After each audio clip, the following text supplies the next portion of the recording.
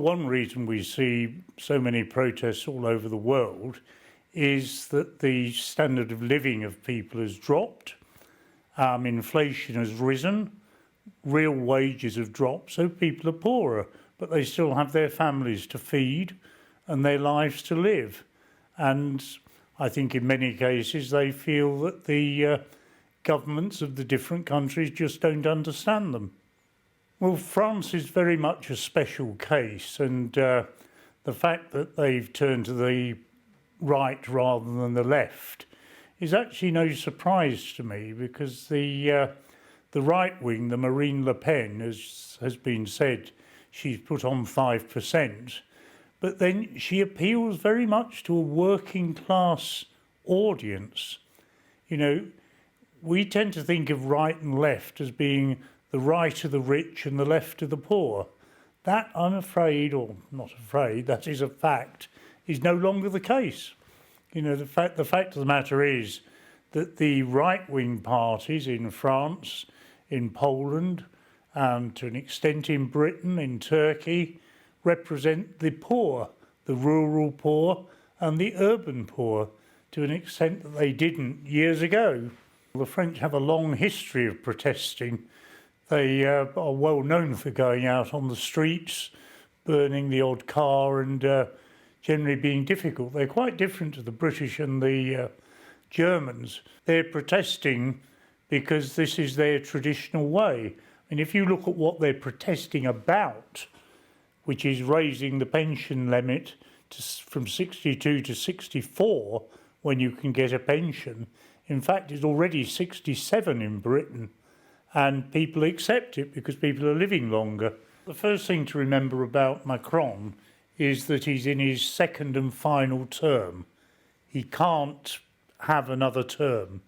So he's really in his last chance saloon. Whatever he does, he's not going to be re-elected. So he's trying to get through the pension reform, which he outlined at the very beginning of campaigning to be president of France. One of the things about French presidents is, of course, that they're time limited. They're semi-regal figures, but everybody knows their reign will come to an end. We're not likely to see protests similar to France in the UK and Germany. Firstly, the two countries are quite different in their traditions. The British don't have a tradition of going out onto the streets and protesting. They have marches from time to time, and they have industrial disputes, like the railway men go on strike. In Germany, it's far more organised.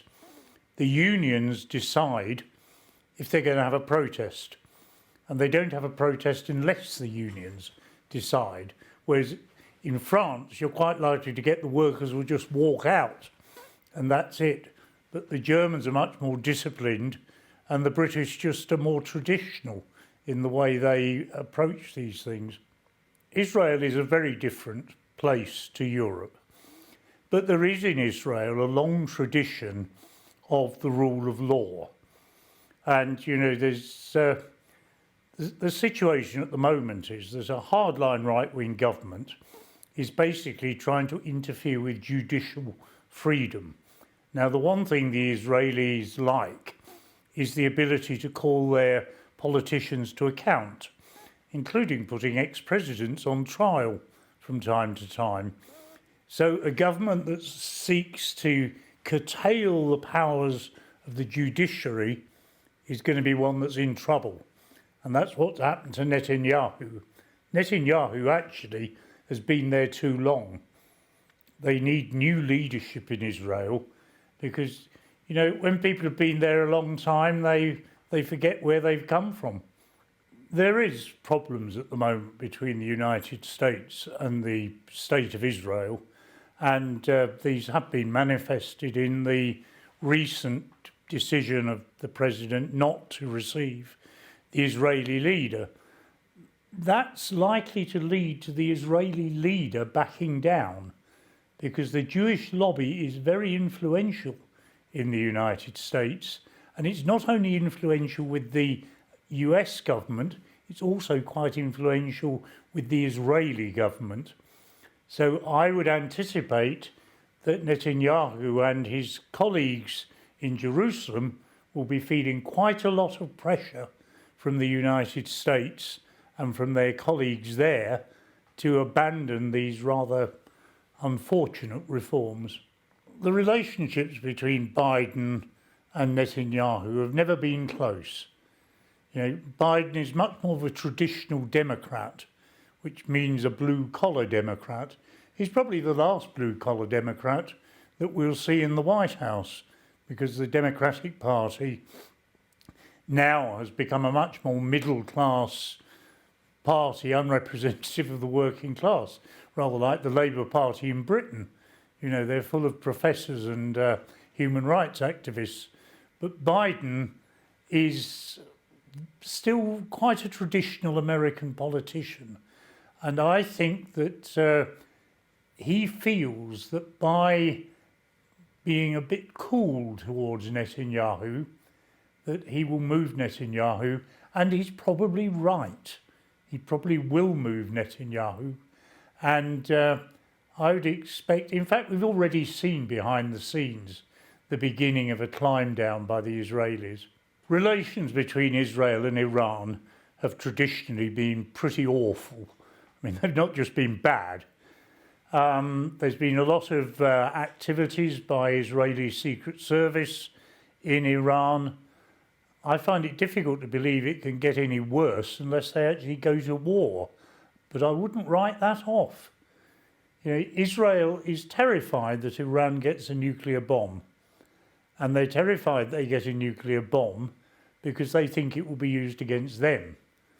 Personally, I think it's much more likely that some mad Pakistani general will use a nuclear bomb against Israel.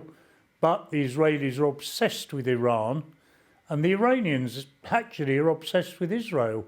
It would be a good idea if both states realised that they need to live together. There's plenty of room for both of them. The Middle East has always been a bowl of contention, shall we say. In some ways, things are looking more hopeful because the Israelis and a number of Arab countries are building up relations with each other. They're starting to talk. I think Middle East war has always been something that's threatened but has never arrived. The big flashpoint is almost certainly Iran and probably the Lebanon, but Iran is the really difficult case. I don't think there'll be a general Middle East war because no one in the Middle East has any interest in it.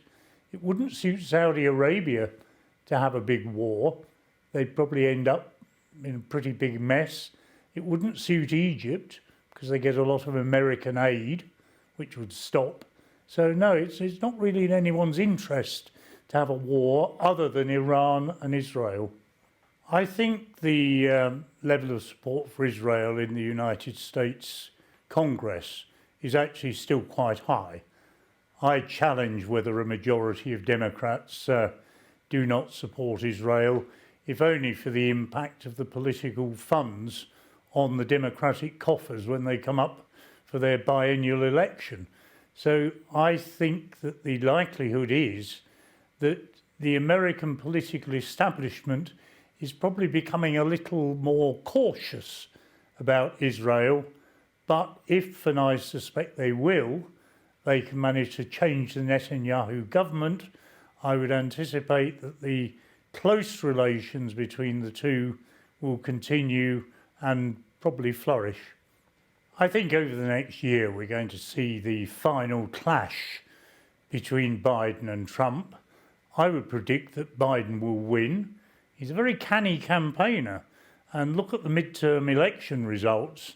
I mean, he really wiped the floor with Trump. Trump was hoping for big gains and all sorts of things. He didn't get them because Biden is the ultimate centrist in American politics. And the person from the centre, with his experience and his ability to, as they say, deal across the aisle, I think he will come through in the end and he'll be successful. After Biden, goodness knows what will happen, But I wouldn't even be sure that Trump will get the nomination. I think he probably will get the nomination of a very divided Republican Party, which will then go down to quite a big defeat. I think the situation in Germany is actually quite complex. I mean, the Germans have got a government made up of three parties that don't have a lot in common. The Social Democrats are still the Workers' Party. The Greens are the party of radicals, which is quite different to being socialist. And the FDP is the party of small business. I mean, it's a bit of a rat bag coalition, frankly. And I think Schulz spends more of his time keeping the coalition together than Merkel ever had to. Merkel had basically CDU, CSU, and they broadly agreed with each other. The CSU, after all, was only the CDU in Bavaria. So it was much easier for Frau Merkel than it is for the present leaders in Germany, all of whom really disagree with each other. And theirs is very much a marriage of convenience. And a marriage of convenience without any love is a marriage that is very difficult to sustain.